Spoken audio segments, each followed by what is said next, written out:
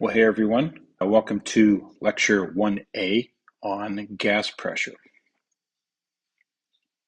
So let's think about what causes gas pressure. Well, how does a gas create pressure?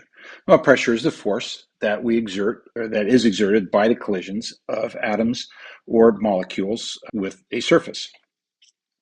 And if we think about what happens in a collision, those atoms or molecules impart some force per unit area. For example, newtons per meter squared, you might have pounds per square inch, or some other force per unit area. Now, the fewer collisions with a surface that exists, then the less pressure exists, and vice versa. One place that you might notice this, or at least have some experience with this, is when you fly in an airplane.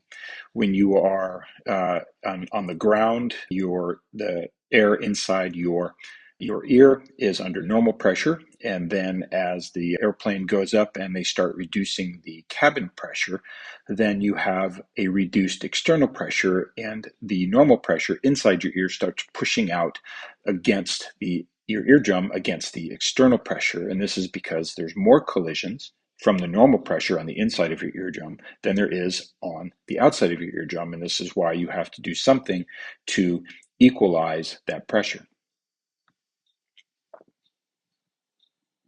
Now, as I mentioned, there are several units that you might see for pressure. Some that we'll use, millimeters of mercury, we'll see a couple times. Torr.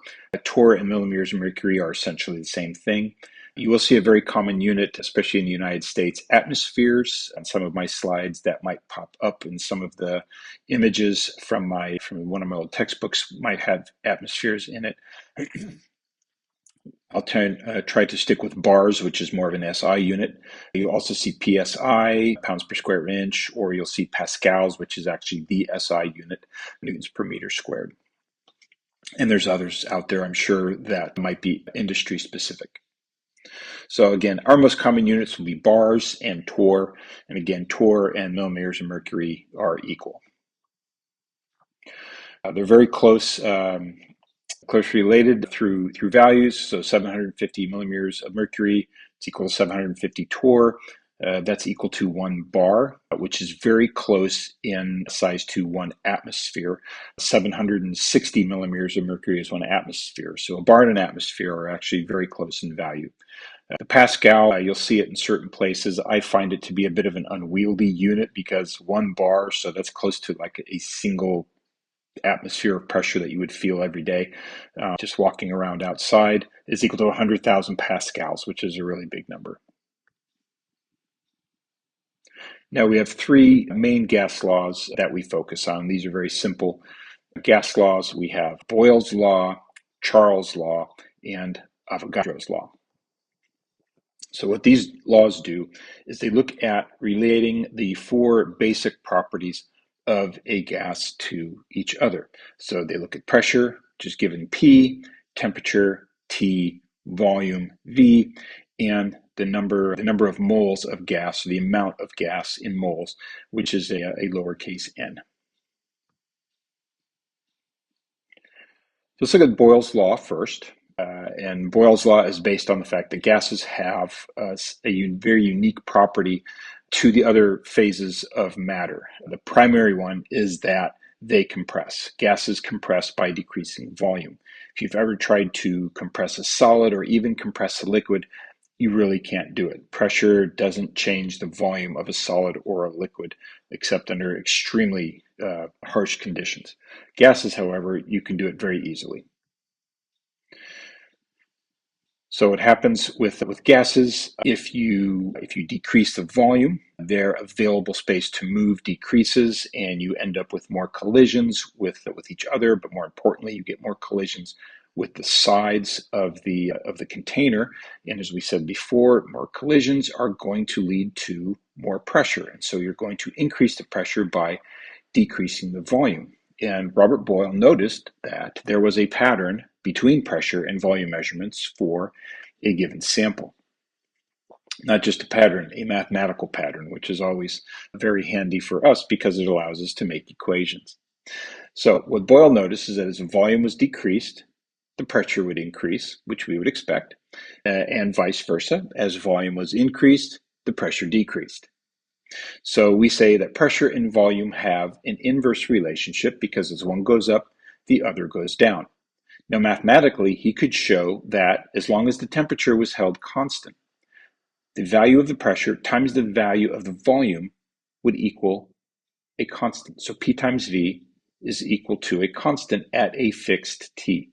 If you make a graph of pressure times volume, you get something that we have over here on the right, and you get something that's curved just like that. And if you take any point on here, measure the volume and the pressure and multiply them together, you will get a constant value.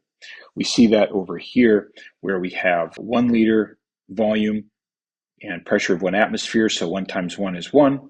Over here we have a pressure of 2 atmospheres, a volume of 0.5 liters, and 2 times 0.5 is going to be 1. So all it did is put twice as much weight on there, which increased the pressure by a factor of 2, decreased the volume by a factor of half, and our P times V value remains constant.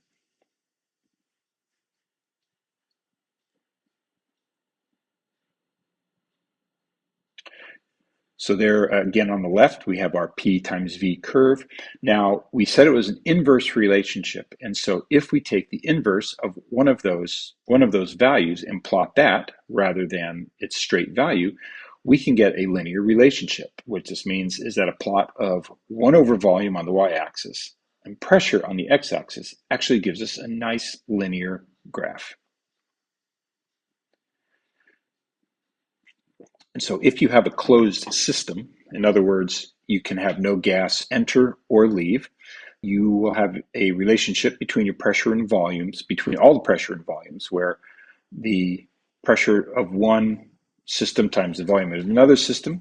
If you change the pressure, it's going to change the volume, but the product of the pressure and the volume remains the same. If you do it again, it remains the same. So P1 V1 is going to be equal to P2 V2, it's going to be equal to P3 V3, all the way through, no matter how many times you change it. So here's an example.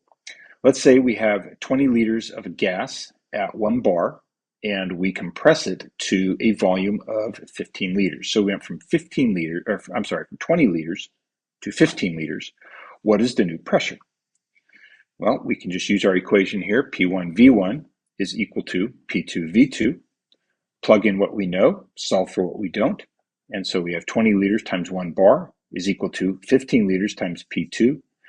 We're going to divide both sides by that 15 liters. The liters will cancel out, and we'll be left with the unit of bar for pressure. And we find that P2 is equal to 1.33 bar.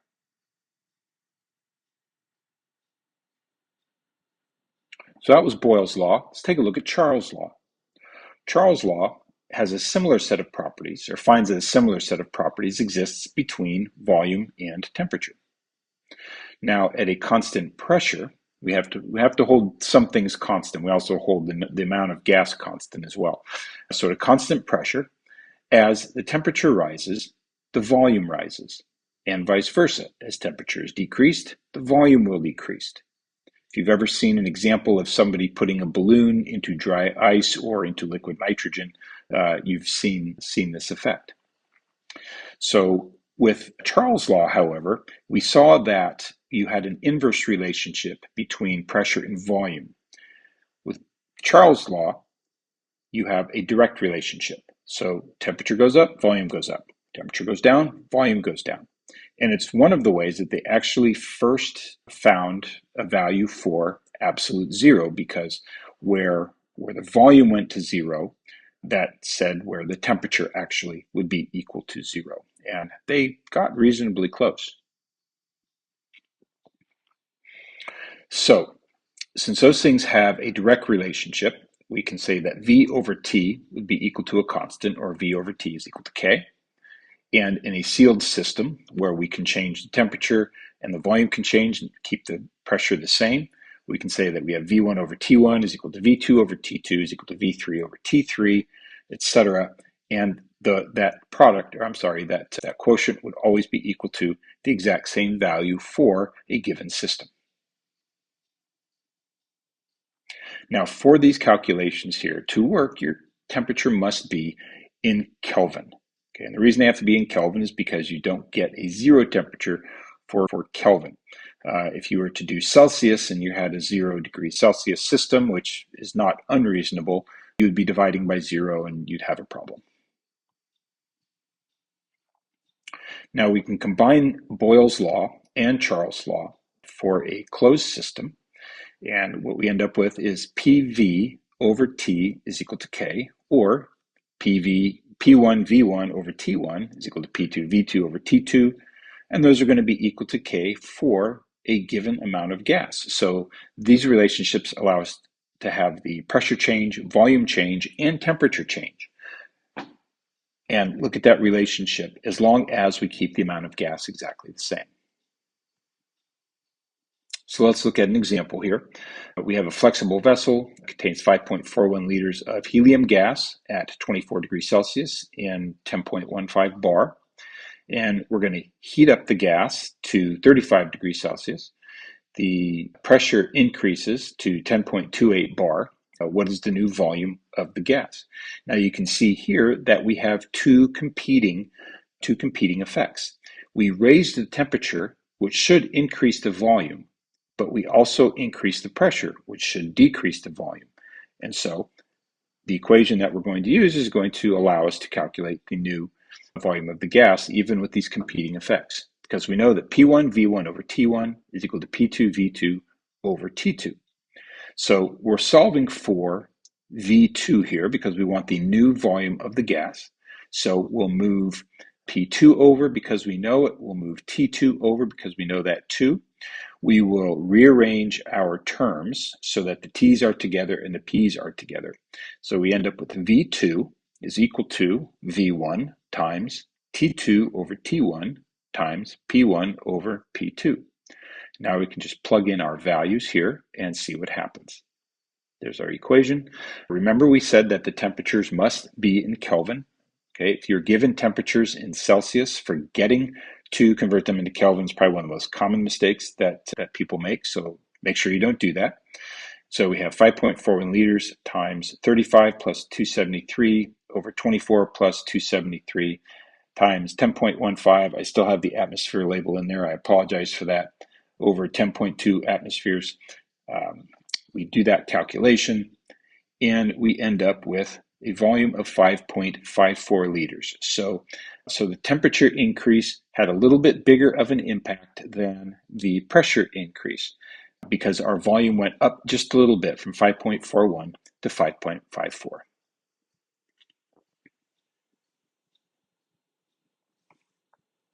Well, that finishes out lecture 1A. If you have any questions on anything that was in there, please make sure to either come see me or send me an email.